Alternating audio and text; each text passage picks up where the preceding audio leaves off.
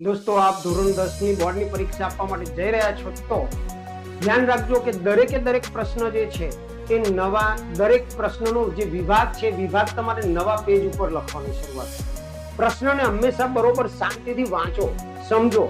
કારણ કે ઘણી બધી વખત એવું થતું હોય કે પ્રશ્ન તમે જે વાંચો છો એ ઉતાવળમાં વાંચો અને મિસઅન્ડરસ્ટેન્ડિંગ થઈ જાય અને પ્રશ્ન ખોટો લખી.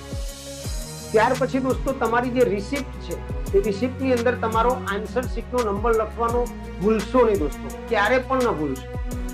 બિનજરૂરી ચર્ચાઓને સ્કૂલે જઈને ટાળો. હંમેશા પહેલા દિવસે જ્યારે તમે સ્કૂલે જાઓ ત્યારે ધ્યાન રાખો કે 45 મિનિટ જેટલું વહેલા જવું અને પોતાનો રૂમ શોધી અને શાંતિથી બેસવું.